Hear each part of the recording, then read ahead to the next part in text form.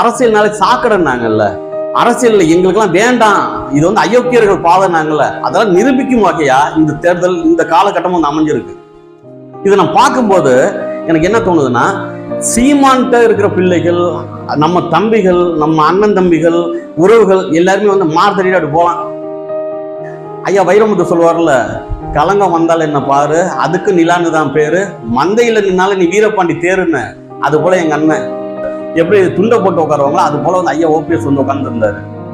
முன்னாள் அமைச்சர் அண்ணன் வைத்திலிங்கம் அங்க இருந்தாரு, ஜேசிடி பிரபாகரன் இருந்தாரு, அரசியல் சாணக்கியன் அப்படின்னு சொல்லிட்டு இருக்கிற பண்ருட்டி ராமச்சந்திரன் அங்க இருந்தாரு. ஆனா என்னாச்சு, முட்டை வாங்கிட்டு வந்திருக்கிறாங்க. என்ன செஞ்சிருக்கிறாங்க எல்லாம் சேர்ந்து முட்டை. ஒவ்வொரு நேரத்திலையும் ஒவ்வொருத்தனை வந்து இயற்கை அந்த சம காலத்துல வந்து தலைவன் யாருன்னு காட்டும்.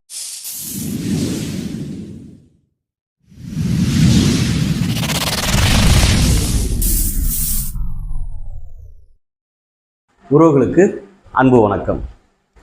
கட்சியில் இயக்கத்தில் எல்லாத்துலையும் இருக்கலாம் இருக்குங்க, ஒரு மான மரியாதையோடு இருக்கிறது தானே. அந்த மான மரியாதை இழந்து மனுஷன் வாழணுமா? மனுஷனா என்ன வேணும்? ஒரு முடி கீழே விழுந்தாலும் எப்படி கவரிமானம் வந்து தன் உயிரை இழக்குமோ அது போல் வந்து தன் மானத்தை இழக்காம தானே வாழணும். அவன் தானே மனுஷன். அதுபோல் இயக்கங்களில் தானே இருக்கணும், அதுபோல் கட்சிகளில் தானே இருக்கணும். அதெல்லாம் விட்டுட்டு ஒரு வெள்ளைச்சட்டை போட்டுக்கிட்டு அப்படி கையெல்லாம் மடித்து விட்டுக்கிட்டு எனக்கு பின்னாடி எத்தனை சாதிகள் இருக்குது தெரியுமா, நாங்கள்லாம் யார் தெரியுமா, நான் தர்ம யுத்தம் பண்ண போகிறேன்னு சொல்கிறது, என் பின்னாடி இந்த தென் மாவட்டங்கள் இருக்குங்கிறது என்னென்ன பேச்சுகள் முழுதும் பார்க்குறோம்ல. நம்ம ஒட்டு மொத்தம் கொண்டு போய் ஒரு இடத்துல அட வச்சுறாங்க. அந்த கட்சியெல்லாம் இருக்கிறாங்க. அன்றைக்கி ஒரு முகநூல் பதிவு பார்த்தேன். அதில் ஒரு அண்ணன் மதிமுகவில் ஆரம்ப காலகட்டத்திலேருந்து இருக்கிற ஒரு அண்ணன் போட்டிருக்கிறாரு, மதிமுகவின் தொண்டர்களோட 7 பேரை உயிரை பழி வாங்கிக்கிட்டு அந்த இடத்துல அவங்களோட சாவு இடத்துல நின்று சபதம் எடுத்திருக்கிறார் அண்ணன் வைகோ. எத்தனை பேருக்கு தெரியும், பல பேருக்கு தெரியாதான்னு கூட தெரியல. அந்த இடத்துல சபதம் எடுக்கும்போது எந்த வகையிலும் வாரிசு அரசியல வந்து நான் ஏத்துக்கவே மாட்டேன் அப்படின்னு சொல்லி அண்ணன் வைகோ எடுத்திருக்கிறாரு. அதை வந்து முகநூல் பதிவுகள்ல அந்த வைகோட்ட இருந்தா அந்த அண்ணன் போட்டிருக்கிறாங்க. அவர்கிட்ட இது வந்து தொடர்பெடுத்து பேசினேன், ஆனா என்னென்ன இப்படி போட்டிருக்கீங்க, ஆனா சரியான பதிவுகள் தானே நீங்க போட்டிருக்கீங்க அப்படின்னா. ஆமாம் தம்பி அப்படின்னாப்புல, நீங்க வந்து நாளைக்கு வாரீங்களான்னு இருக்கேன், வாரன்னு இருக்காரு. அவரு நான் வந்து உட்கார்ந்து பேசும்போது நல்லா விரிவா அழகா எந்தெந்த வகையில வந்து பாதிக்கப்பட்டாங்க, யார் யாரெல்லாம் இதுக்கு வந்து காரணமா இருந்தாங்க எல்லாத்தையும் பேசுவோம். ஏன்னா இந்த ஒரு மானங்கெட்ட அரசியல் அப்படின்னு சொல்லி நம்ம பிள்ளைகள்லாம் வந்து நினைச்சிட்டு இருந்தாங்கல்ல, இது வந்து அரசியல் நாளைக்கு சாக்கடைன்னாங்கல்ல, அரசியல் எங்களுக்கெல்லாம் வேண்டாம், இது வந்து அயோக்கியர்கள் பாதைனாங்கல்ல, அதெல்லாம் நிரூபிக்கும் வகையா இந்த தேர்தல் இந்த காலகட்டம் வந்து அமைஞ்சிருக்கு. இதை நான் பார்க்கும்போது எனக்கு என்ன தோணுதுன்னா, சீமான்கிட்ட இருக்கிற பிள்ளைகள், நம்ம தம்பிகள், நம்ம அண்ணன் தம்பிகள், உறவுகள் எல்லாருமே வந்து மார்த்தடிட்டு அப்படி போலாம். ஐயா வைரமுத்து சொல்லுவார்ல, களங்கம் வந்தால் என்ன பாரு, அதுக்கு நிலான்னு தான் பேரு, மந்தையில நின்னாலும் நீ வீரபாண்டி தேருன்னு. அது போல எங்க அண்ணன் எல்லா இடத்துலையும் வெற்றி பெற்றுடணும். ஒரு வேளை கொஞ்சம் அந்த இடத்துல வந்து சில இடங்கள்ல ஏதோ ஒரு கால சூழல் தோல்வி ஏற்பட்டாலும் கூட இதே போல வந்து கெத்தா நின்று என்னால் பேச முடியும். என் கட்சிப்பா நாம் தமிழர் கட்சி, எங்கள் அண்ணன் சீமானு, எங்கள் பிள்ளைங்களாம் உழைச்சோம், எங்கள் சின்னத்தெல்லாம் பிடுங்கிட்டாங்க, இருந்தாலும் எங்கள் எண்ணத்தோட வச்சு பேசணும் அப்படின்னு சொல்லி நாங்கள் வந்து போய் கேட்போம். அந்த ஒரு மான மரியாதைன்னு ஒன்று இருக்கணும்ல. இதுதான் நான் ஆரம்பத்திலே சொன்னேன். அதெல்லாம் இழந்து விட்டு அது என்ன வாழ்க்கை? அது சீட்டு பிரித்து கொடுக்குறாங்க. அந்த சீட்டுக்காக முத போய் அந்த இடத்துல வந்து பேருந்துல வந்து எப்படி துண்டை போட்டு உட்காருவாங்களோ அது போல வந்து ஐயா ஓபிஎஸ் வந்து உட்கார்ந்துருந்தாரு. முன்னாள் அமைச்சர் அண்ணன் வைத்திலிங்கம் அங்க இருந்தாரு, ஜேசிடி பிரபாகரன் இருந்தாரு, அரசியல் சாணக்கியன் அப்படின்னு சொல்லிட்டு இருக்கிற பண்ருட்டி ராமச்சந்திரன் அங்க இருந்தாரு. ஆனா என்னாச்சு, முட்டை வாங்கிட்டு வந்திருக்கிறாங்க. என்ன செஞ்சிருக்கிறாங்க எல்லாம் சேர்ந்து முட்டை. இவங்கெல்லாம் மிகப்பெரிய ஆளுமைகள். இதுல தமிழ்நாட்டில் 3 தடவை நினைக்கிறேன், 3 தடவை முதலமைச்சர் ஐயா ஓபிஎஸ். ஆனா என்ன நடந்திருக்கு, இங்க 3/4 சீட்டு கூட வாங்கல. நம்ம ஜெயிக்கிறோம் தோக்குறோங்கிறது பேச்சு இல்லை, ஆனா நம்ம எண்ணத்தை வந்து சரியா பண்ணி சேர்க்கிறோமா அப்படிங்கிறதுல தான் நம்மளோட மூச்சு காற்று கலந்து இருக்குது. ஒவ்வொரு நேரத்திலையும் ஒவ்வொருத்தனை வந்து இயற்கை அந்த சம காலத்துல வந்து தலைவன் யாருன்னு காட்டும், இயற்கை இவன் நமக்கானவனு காட்டும், இந்த இயக்கம் நமக்கான இயக்கம்னு காட்டும்.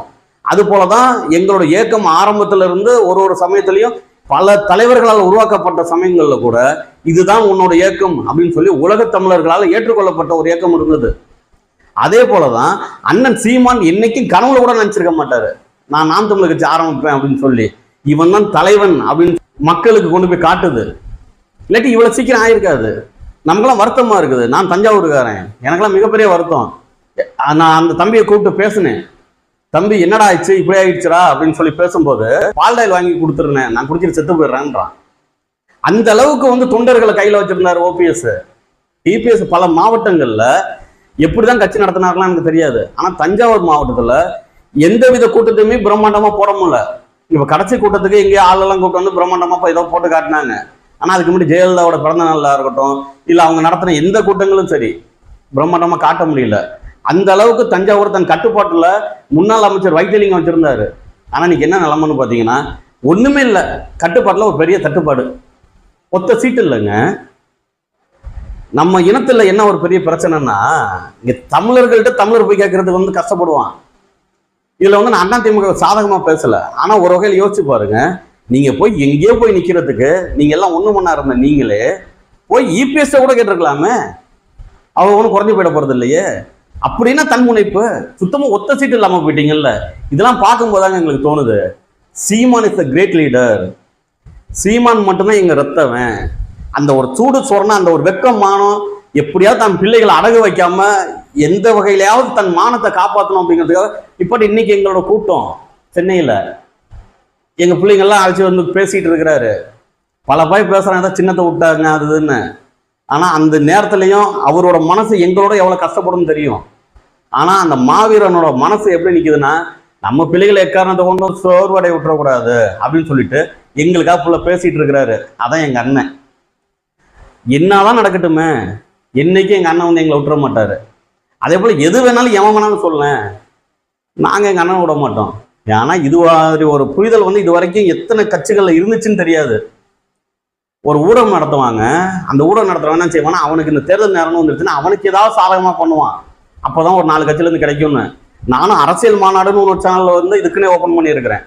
அது என்னன்னா, பல கட்சிகள்ல உள்ள பல பிரச்சனைகள்ல உள்ள அதை எடுத்து போடுவோம். இந்த ஒரு 40 நாளை தொடர்ந்து வந்து நாம் தமிழர் கட்சி மட்டும் தான் போடுறேன்.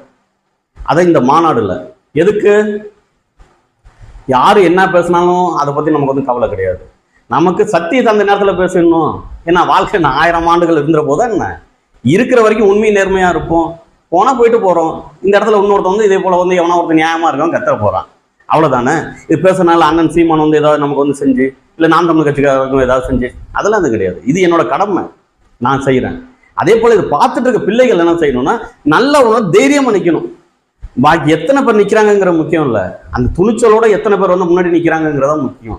எந்தெந்த வகையிலெல்லாம் வந்து உழைக்க முடியுமோ, நான் வந்து வச்ச ஆள் கிடையாது நீங்க எல்லாம். அதனால நீங்க வந்து இதை தான் செய்யணும் அதை தான் செய்யணும்னு நான் சொல்லக்கூடாது, நான் சொல்லவும் முடியாது. ஏன்னா ஒரு சுதந்திரத்துக்காக வந்தது தான் இந்த இயக்கம், இந்த அமைப்பு, நம்மளோட கட்சியெல்லாம். அந்த இடத்துல உன்னை வந்து கட்டுப்பட்டு இதுதான் நீ செய்ய அதை நீ செய்ய நான் சொல்ல மாட்டேன். உனக்குன்னு ஒரு மனசாட்சி இருக்கும், பார்த்துட்டு இருக்க என் உறவுகளுக்கு ஒரு மனசாட்சி இருக்கும். நம்ம கட்சி நமக்காக நம்ம அண்ணன் நிற்கிறாரு, இது நம்ம கட்சி. மிச்சம் இருக்கிற கட்சிலாம் வேற யாரோட ஒரு கட்சி, அந்த கட்சிக்கு வந்து வேற யாரோ ஒருத்தவங்க வந்து தொண்டர்கள் வேலை பார்க்குறாங்க. ஆனால் நம்மளோட கட்சிக்கு நம்ம தான் வேலை பார்க்கணும், நம்ம சின்னத்தை கொண்டு போய் சேர்க்கணும். அந்த சின்னத்தை கொண்டு போய் சேர்த்துட்டோம்னாலே நம்மளோட வெற்றி இருக்கு.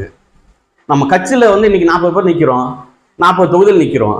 இதோட வேற என்ன பெரிய வெற்றி வந்துட போது, எல்லாத்தையும் வேட்பாளர் போட்டோம்ல. அங்க பாருங்க, டிடிவி தினகரன்லாம் 8 சீட்டு சொன்னாங்களாம், அந்த 8 சீட்ல நிக்க ஆள் இல்லை, அவர் சொல்றதுதான். அதுலயும் வந்து இப்போ 2 சீட் தான் நிக்கிறாரு.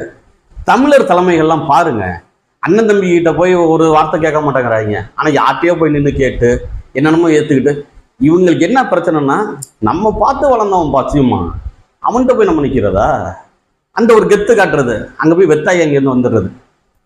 எங்கேயே நிக்கிற, என்கிட்ட வா, அண்ணன்ட்ட வா. அப்படி இல்லை, நீங்க எல்லாம் சேர்ந்து ஒரு அமைப்பு கொண்டு போனுங்க. எங்களுக்கு தமிழர்களுக்கு எப்படியா இருந்தாலும் ஒரு தமிழர் தலைமை, சரியான தலைமை வேணும். அதை விட்டுட்டு வந்து விழுறது ஒரு காலம், அதுக்கு ஒரு ஆளும் அப்படின்னு நீங்க பார்த்துட்டு இருந்தீங்கன்னா வாய்ப்பு இல்லை. இப்படிதான் வெளியிலலாம் போய் வந்து அவமானப்பட்டு வரணும். ஐயா ஓபிஎஸ் எல்லாம் எவ்வளவு பெரிய ஒரு ஆளுமைன்னு நினைச்சிட்டு, அவர் பின்னாடி எவ்வளவு பெரிய தொண்டர்கள், எவ்வளவு பெரிய கூட்டங்கள். எனக்கு தெரிஞ்ச நண்பர்கள் அவ்வளவு பேர் அங்க இருக்கிறாங்க. அவங்களாம் எதுக்கு இருக்கிறீங்கன்னு நம்ம வந்து பல தடவை கேட்டப்பையும் சில விஷயங்கள் சொன்னாங்க. அதை நம்மளால இப்போ பொது வழியில சொல்ல முடியாது. சில பேருக்கு சாதி பற்று, சில பேர் சொந்தக்காரு, அதுக்காக நிற்கிறாங்க, உரிமையை மீட்கிறாங்களாம். என்னங்க, ஒத்த சீட்டு வாங்க முடியல, அந்த ஒத்த சீட்டு கூட வாங்க முடியும், நீங்க யாரோட உரிமையை வந்து மீட்க போறீங்க? அந்த ரெட்டலையே விட்டுட்டீங்க, நீங்க உங்களை நம்பி வந்தவங்கள நட்டாத்துல விட்டுட்டீங்க. என்ன நடக்க போகுதுங்க? இது போல இடத்தெல்லாம் அப்படி சுற்றி பார்க்கும்போது அப்படி ஒரு கெத்தா, நான் வந்து நாம் தமிழர் கட்சிப்பா, எங்க அண்ணன் சீமான் நான் சீமானோட தம்பி. சின்னம் அட போட, எங்கள் என்ன தான் எங்களுக்கு சின்னம் அப்படி வருவோம்ல. இது உணர்ந்துட்டு எங்கள் பிள்ளைங்க வேலை பார்க்கணும். இங்கே பொதுமக்கள் இருக்கிறாங்கல்ல, அந்த பொதுமக்கள் பாருங்கள், இங்கே கொள்கையெல்லாம் பாருங்கள். இங்கே கொஞ்சம் 10 நாளைக்கு முன்னாடி பேசுவாங்க, எத்தனை சீட்டு எத்தனை நோட்டுன்னு கேட்பாங்க. கிடைக்கலன்னா அந்தண்ட போயிட்டு எங்களோட கூட்டணிக்கு வந்து கொள்கை கூட்டணிங்க, இவங்க கூட்டணி மாதிரி ஒரு ஆள் கேட்பாங்க. எல்லாம் பார்க்கும்போது நகைச்சுவையாக நினச்சி சிரிச்சுட்டு கடந்து போயிடுங்க. 38 இடம் திமுக போன தடவை வென்றது, என்னத்தை செஞ்சு கிழிச்சிச்சிங்க. அதே போல காங்கிரஸ் இருந்துச்சுல்ல, காங்கிரஸ்ல கூட்டணி அதிக நாட்கள் இருந்த கட்சி எந்த கட்சி? தமிழ்நாட்டில் இருக்க திமுக தான். அப்போதான் மீனவர் படுகொலை நடந்துகிட்டு இருந்தது. செல்வ பாண்டியன், ஜெயக்குமார் இவங்களாம் செத்தப்போல எந்த கட்சி ஆட்சியில் இருந்தது? இதே காங்கிரஸ் தானே. இப்போ இவங்க டோல்கேட்டெல்லாம் வந்து இடிச்சு நாங்கெல்லாம் வந்து எடுத்துருவோம் அப்படிங்கிறீங்க. இல்லை, அந்த டோல்கேட்லாம் அமைக்கும் போது என்ன செஞ்சுட்டு இருந்தீங்க? உங்களோட வாக்குறுதியெல்லாம் பார்க்கும்போது இன்னைக்கெல்லாம் எல்லாருமே சிரிக்க ஆரம்பிச்சிட்டாங்க. எத்தனை தடவை தான், எத்தனை பேரை தான் இவங்க ஏமாத்துவாங்க அப்படின்ற நிலைமைக்கு வந்துட்டாங்க. நிறைய பேர் நகைச்சுவை சிரிக்கிறாங்க. உங்களுக்கு அதெல்லாம் தெரியுதா தெரியலையான்னு தெரியல. சில பேர் சொல்றான், அந்த மண்ணில் இருக்கிறவன, அந்த மண்ணில் இருக்கிற மாவட்டத்தில் இருக்கிறவனை கொண்டாந்து நிப்பாட்டினா வெல்லுவான் அப்படின்றான். வைகோ மாமனுக்கும் அங்கே திருச்சிக்கு என்னங்க சம்பந்தம்? சிகரெட் வித்த தவிர வேற ஏதாவது சம்பந்தம் இருக்குதா? அவர் போய் நிப்பாட்டல. இதெல்லாம் பல காமெடியெல்லாம் இருக்குது, இன்னும் தொடர்ந்து வரும். பாருங்க, பார்த்து எல்லாத்தையும் கடத்துங்க. ஆனால் செய்திகளை வந்து உங்கள் மண்டையில் ஏற்றிக்குங்க. ஏற்றிக்கிட்டு நீங்கள் உறுதியாக நில்லுங்க. சீமான் மாதிரி நீ ஒரு தலைவர் வந்து கிடைக்க மாட்டான் நம்ம மண்ணுக்கு.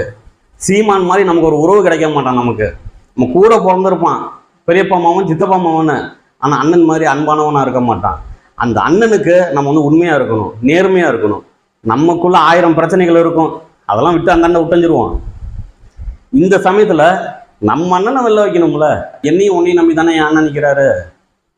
அதெல்லாம் புரிஞ்சுக்கிட்டு நம்ம கெத்தாவே இருப்போம், உறுதியாக வந்து சிறப்பாக வேலை செய்வோம், வெற்றி பெறுவோம்.